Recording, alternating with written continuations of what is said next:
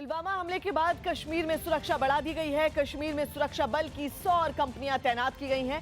इनमें सीआरपीएफ की 45 कंपनियां, बीएसएफ की 35, एसएसबी की 10 और आईटीबीपी की 10 कंपनियां शामिल हैं। हालांकि सूत्र बता रहे हैं कि जम्मू कश्मीर में सुरक्षा व्यवस्था को बढ़ाने के कई कारण हैं, जिनमें कश्मीर में होने वाले चुनाव और आतंकियों के खिलाफ ऑपरेशन में स्थानीय पुलिस की मदद के लिए बड़ा कारण माना जा रहा है। साथ ही सूत्र बता रहे हैं कि पिछले दिनों जम्मू कश्मीर को लेकर एक उच्च स्तरीय बैठक हुई थी और इसी के बाद जम्मू कश्मीर में सुरक्षा बल बढ़ाने का फैसला लिया गया था।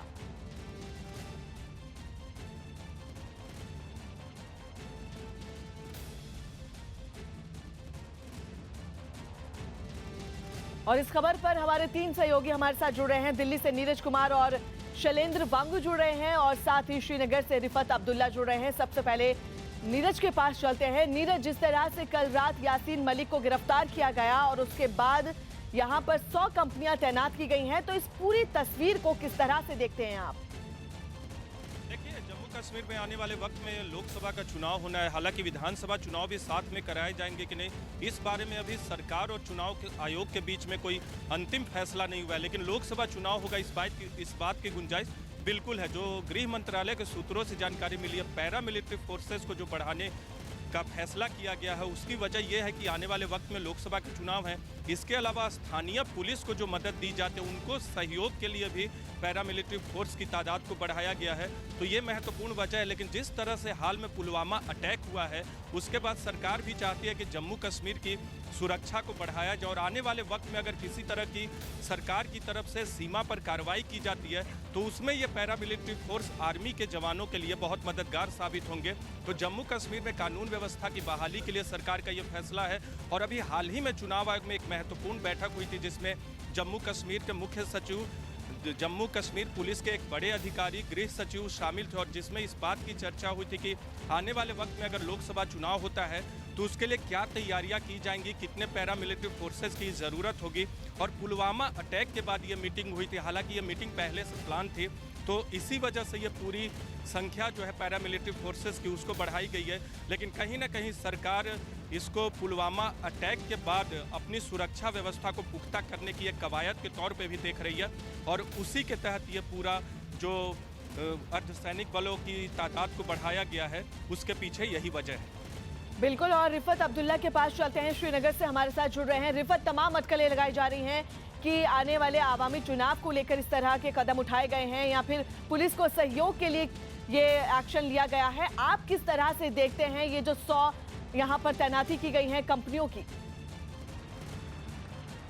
देखिए, काफ़ी चीज़ें इसमें हो सकती हैं। जिस तरीके से मैंने पहले भी कहा कि यहाँ जमात इस्लामी के लीडर्स के घरों पे छापे मारे गए रात के दौरान और काफ़ी सारे जमात इस्लामी के लीडर जो हैं वो गिरफ्तार किए गए हैं। कल अलगावादी नेता जो है यासीन मलिक, उसके घर पे भी छापा मारा गया और उसके बाद उसे गिरफ्तार किया गया। इसके पीछे क्या कुछ है ये क्या पाना मुश्किल है। और साथ ही जिस तरीके से ऑर्डर आया एमएचजी की तरफ से और कहा गया है कि 100 कंपनियाँ डिप्लॉय की जाएँ और फ़ौरन की जाएँ, जिसमें 45 सीआरपीएफ, 35 बीएसएफ, एसएसबी और आईटीबीपी की 10-10 कंपनियाँ शामिल हैं, उनको यहाँ पर लाया जा रहा है। लॉ एंड ऑर्डर सिचुएशन को डील करने के लिए अगर हम सीआरपीएफ को माने कि उनकी ज़रूरत थी, लेकिन बीएसएफ को लाना हो सकता है कि उनको, क्योंकि बॉर्डर सिक्योरिटी फोर्सेस का काम बॉर्डर्स पे है और हालांकि यहाँ पे 90s में यहाँ श्रीनगर में भी बीएसएफ लॉ एंड ऑर्डर को मेंटेन करने के लिए उन्हें लाया गया था। तो आज क्या वजह है ये क्या पाना मुश्किल है। अगर हम ये माने कि इलेक्शंस की वजह से लाया गया, तो फिर रात के दौरान जिस तरीके से जमात इस्लामी के लीडरों को जो है वो निकाला गया और उसके बाद उन्हें अरेस्ट किया गया, तो ये क्या पाना मुश्किल है। जिस तरीके से ये कहा भी जा रहा है कि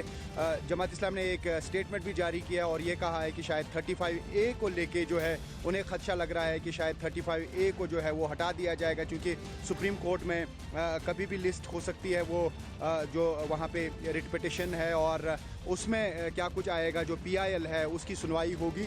तो वह खदशा जाहिर ज़रूर किया जा रहा है कि शायद 35A की हेयरिंग को लेके ये चीज़ें की जा रही हों। काफ़ी चीज़ों पे जो है अटकलें लगाई जा रही हैं, लेकिन क्या पाना मुश्किल है जब रात को जो है यासीन मलिक के घर पे ये जो पुलिस गई और उसके बाद उसे गिरफ्तार किया गया। उसके बाद यहाँ पे काफ़ी अफवाहें गर्म हैं पूरी कश्मीर घाटी में। अक्सर लोगों का यही कहना है कि शायद 35A को हटा दिया जाएगा। उसी की वजह से लॉ एंड ऑर्डर की सिचुएशन को मेंटेन करने के लिए एक तो 100 कंपनियों को यहाँ पे लाया गया है और बाकी जो लीडर्स हैं उनकी जो है उनको पकड़ा जा रहा है, उन्हें अरेस्ट किया जा रहा है, क्योंकि अभी रिसेंट टाइम्स में जमात इस्लामी के किसी लीडर को अभी तक गिरफ्तार नहीं किया गया था। हालांकि यहाँ पे काफ़ी हालात ख़राब थे 2008 में भी और 2010 में भी, लेकिन इस तरह की कोशिश नहीं की गई थी। हो सकता है कि इस तरह की कोशिश ना हो, या ये कहा जा सकता है कि कहीं 35A की हेयरिंग को लेके कोई खदशा हो। यही वजह है कि यहाँ पे एक तो 100 कंपनियां लाई गई और दूसरा इन लीडर्स को गिरफ्तार किया जा रहा है। लेकिन अगर हम इंडो पाक की बात करें, बहुत ज़्यादा तनाव है दोनों मुल्कों के दरमियान, लाइन ऑफ कंट्रोल पे भी और इंटरनेशनल बॉर्डर पे भी, चूँकि यहाँ पे जिस तरीके की बयानबाजी भी हुई, चाहे प्राइम मिनिस्टर का स्टेटमेंट हम ले या होम मिनिस्टर का स्टेटमेंट ले, और दूसरी तरफ से अगर पाकिस्तान के इमरान खान का भी स्टेटमेंट ले, और कल ISPR ने जो कल एक स्टेटमेंट जारी किया और उन्होंने हालांकि ये कहा कि वो जंग नहीं चाहते हैं, लेकिन हिंदुस्तान और पाकिस्तान के दरमियान इस वक्त बहुत ज़्यादा कशीदगी है और बॉर्डर्स पे उनकी तरफ से खासतौर से लाइन ऑफ कंट्रोल के उस पार काफ़ी बस्तियां खाली कर दी गई और बंकर्स भी बनाए जा रहे हैं, यानी कि उनको लग रहा है कि शायद हिंदुस्तान की तरफ से कोई अटैक हो सकता है, उसकी तैयारी पाकिस्तान शायद कर रहा है। बिल्कुल, और हमारे साथ डिफेंस एक्सपर्ट SP सिन्हा साहब भी जुड़ रहे हैं। सिन्हा साहब, आपसे जानना चाहूंगी कि तमाम अटकलें लगाई जा रही हैं कि ये जो कंपनियां तैनात की गई हैं, 100 कंपनियां के चुनाव हो सकते हैं या पुलिस के सहयोग के लिए, आप किस तरह से देखते हैं इस कदम को? ये चुनाव के जो तर्क दिया जा रहा है, मैं उस तर्क से प्रभावित नहीं हूँ। सवाल ये है कि मौजूदा सरकार की दृष्टि बहुत साफ है। साहस की जो सहने की सीमा थी उसका वो बांध टूट चुका है। अब आर पार की लड़ाई होगी और पाकिस्तान को ही नहीं, हिंदुस्तान के अंदर रहने वाले जितने जयचंद हैं, जितना मलबा इकट्ठा हो गया है, इस झटके में सबका साफ कर देना बहुत जरूरी है। हमको अपना घर साफ करना पड़ेगा। हमको जो हमारे बगल में पड़ोसी जो सांप है, जो डेली आके हमको डसता है और डेली हमारी बहनें बेटियां विधवा होती है, उस सांप को मारना पड़ेगा। उस सांप को समझाने से, बुझाने से और उसको थोड़ा भी स्पेस देने से स्थिति में कोई सुधार नहीं आएगी। उस सांप की मौत ही इस समस्या का अंत है। तो ये इलेक्शन 35A वगैरह मैं बहुत ज्यादा महत्व नहीं देता इस इश्यू को। सरकार की दृष्टि, मेरा अनुमान यह है कि सरकार की दृष्टि बहुत साफ है। इस बार आर पार की लड़ाई, ऐसा संदेश पाकिस्तान को जाना चाहिए कि वो आतंक करने से पहले कांपे। ऐसा जो कॉस्ट ऑफ टेरर है, आतंकवाद की कीमत ऐसा भयंकर हो कि वो आतंक करने की कल्पना तक न करे। ये तभी पॉसिबल है कि जब जंग होगा। हम दिल्ली की लड़ाई नहीं लड़ेंगे, अब दिल्ली की प्रॉक्सी वार नहीं लड़ेंगे। हम दिल्ली ये बदमाशी पाकिस्तान को स्पेस नहीं देंगे।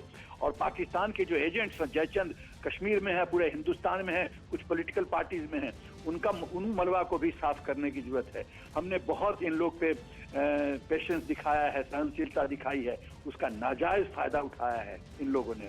वक्त आ गया है कि the writ of state, the power of state, देश की शक्ति सब लोग को दिखाना है, हिंदुस्तान के अंदर जयचंदों को जी, और पाकिस्तान को जी। और हमारे साथ हमारे सहयोगी शैलेंद्र वांगू भी लगातार इस खबर पर बने हुए हैं। शैलेंद्र, जिस तरह से रिफत अब्दुल्ला बता रहे थे कि ऐसी अटकलें भी लगाई जा रही हैं कि 35A को लेकर सरकार कोई बड़ा ऐलान कर सकती है। अगर 35A को वहां से हटाया गया तो किस तरह की तस्वीर हो सकती है कश्मीर में, क्या कहेंगे आप?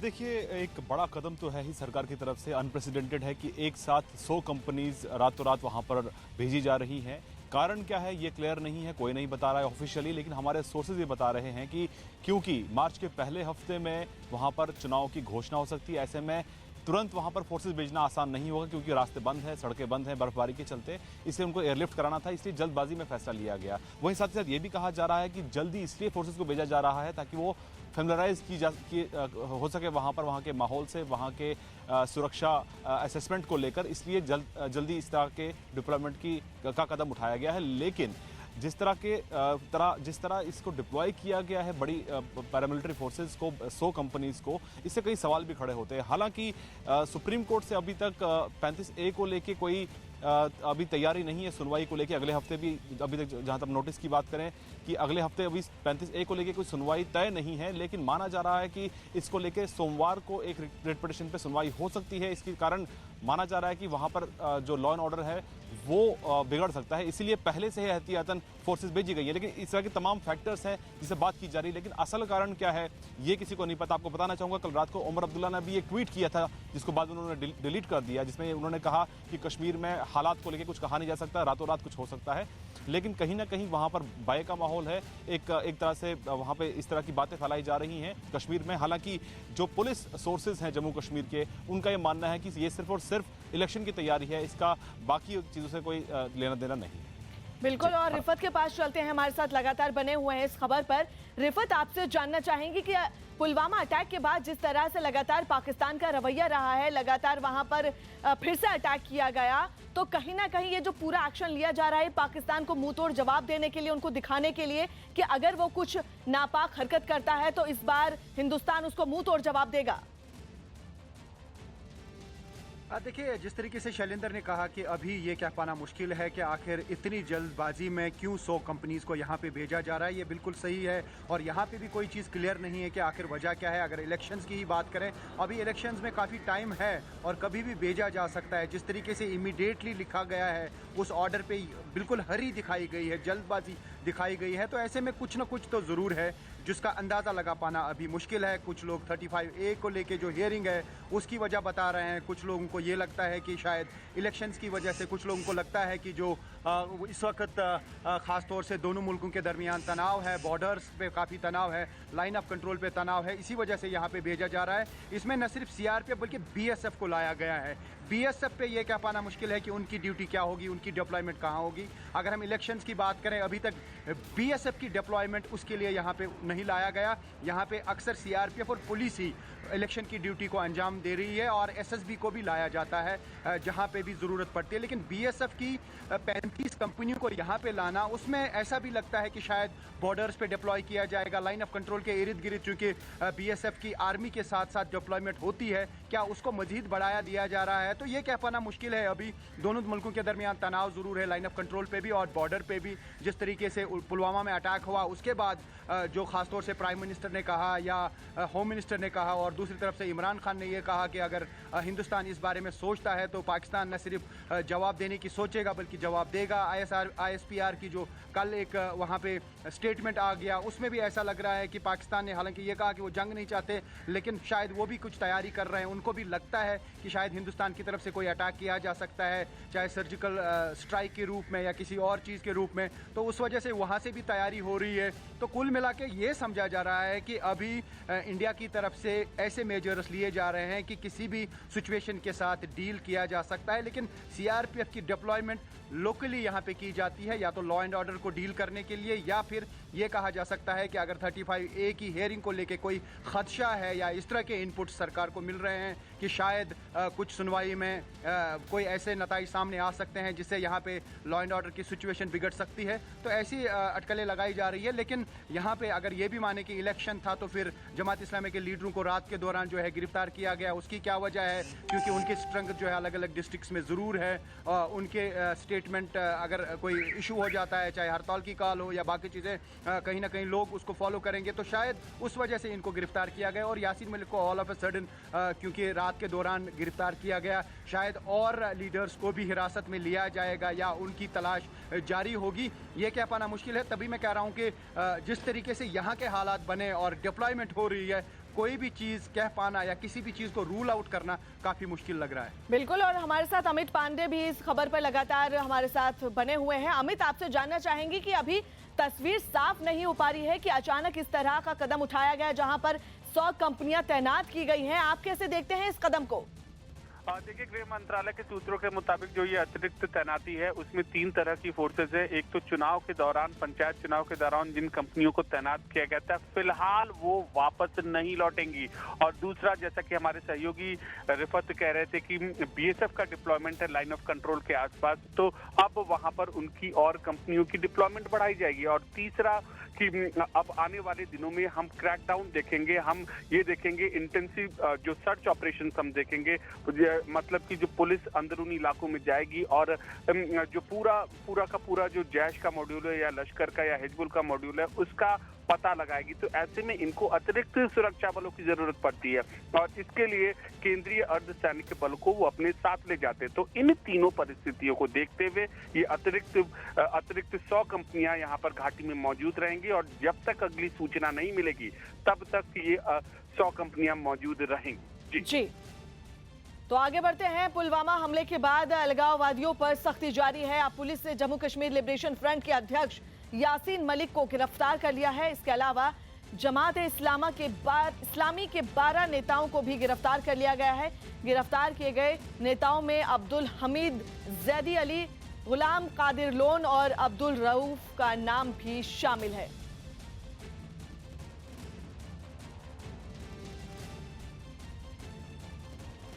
पुलवामा आतंकी हमले के बाद भारत की सख्ती से पाकिस्तान बुरी तरह बौखला गया है। वो लगातार ऐसे कदम उठा रहा है जिससे उसका झूठ सामने आ रहा है। अब एक बार फिर पाकिस्तान ने पुलवामा हमले के लिए जिम्मेदार आतंकी संगठन जैश ए मोहम्मद को लेकर झूठ बोला है। पाकिस्तान ने दावा किया कि उसने बहावलपुर में जैश ए मोहम्मद के मुख्यालय को अपने कब्जे में ले लिया है, लेकिन माना जा रहा है कि जैश के मुख्यालय को कब्जे में लेने की आड़ में पाकिस्तान सरकार उसे सुरक्षा मुहैया करवा रही है। पाकिस्तान सरकार ने एक वीडियो भी जारी किया है जिसमें पंजाब के बहावलपुर में जैश मुख्यालय के चारों तरफ भारी सुरक्षा दिख रही है। इस वीडियो को पाकिस्तान सरकार की ओर से जारी किया गया है जिसमें जैश मुख्यालय का केयर टेकर इसे एक शिक्षा संस्थान होने का दावा कर रहा है और यहां मुफ्त में शिक्षा दिए जाने की बात कह रहा है, जबकि पूरी दुनिया जानती है कि मुख्यालय पुलवामा हमले के मास्टरमाइंड आतंकी मसूद अजहर का है। और इस मदरसे में जितनी भी तालीम दी जाती है, तलबा को रिहाइश फराहम की जाती है, उसका कोई मुआवजा या फ़ीस नहीं ली जाती। यहाँ पर इस वक्त तकरीबन 450 के करीब बच्चे हिफ्ज़ कुरान की सआदत हासिल कर रहे हैं। और हमारे सहयोगी शैलेंद्र वांगू हमारे साथ जुड़ रहे हैं, उनके पास चलते हैं। शैलेंद्र, जिस तरह से हिंदुस्तान लगातार पाकिस्तान से ये कहता आया है कि जैश ए मोहम्मद का इसमें हाथ है और उसके बाद पाकिस्तान की तरफ से ये जो एक्शन लिया गया है कहीं ना कहीं एक तरह से बलगरा रहा है हिंदुस्तान को, क्योंकि आपने वहां उसको कब्जे में लिया और उसके बाद वहां पर सुरक्षा भी आप उसको दे रहे हैं मसूद अजहर को।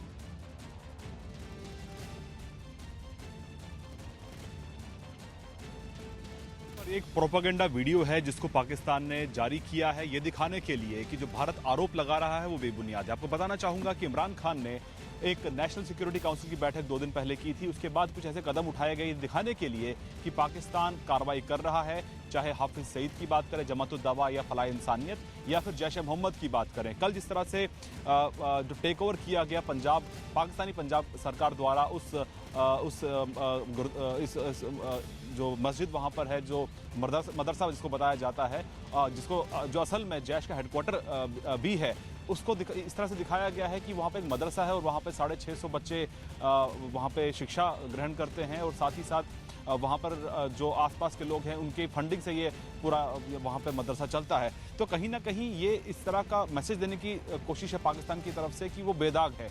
हालांकि पाकिस्तान के जो सूचना प्रसारण मंत्री हैं वो खुद मीडिया के सामने आके ये कहते हैं कि इस एक्शन का पुलवामा हमले से कोई लेना देना नहीं है। वो ये भी कहते हैं कि ये पाकिस्तान का नेशनल एक्शन प्लान है जिसके चलते कार्रवाई की जा रही है, लेकिन भारत के जो आरोप हैं वो बेबुनियाद है और वहाँ पे बस एक मदरसा है जो कि बिल्कुल पाक है, उसके अंदर ऐसा कुछ कोई ऐसी कार्रवाई नहीं होती, कोई आतंकी वहाँ पर कार्रवाई नहीं होती। और इस तरह के जानबूझ के वीडियो जारी किए जा रहे हैं ताकि भारत के भारत जो सबूत दे रहा है इस बात का कि जैश का ऑपरेशन पूरा वहीं से चलता है और जैश के जो मास्टरमाइंड है वहीं से ऑपरेट करते हैं, तो ऐसे में बस ये दिखाने के लिए कि पाकिस्तान बेदाग है, इसलिए इस तरह के वीडियो जारी किए जा रहे हैं ताकि पाकिस्तान पर दुनिया भर का जो दबाव बन रहा है उससे पाकिस्तान अपने आप को बचा सके।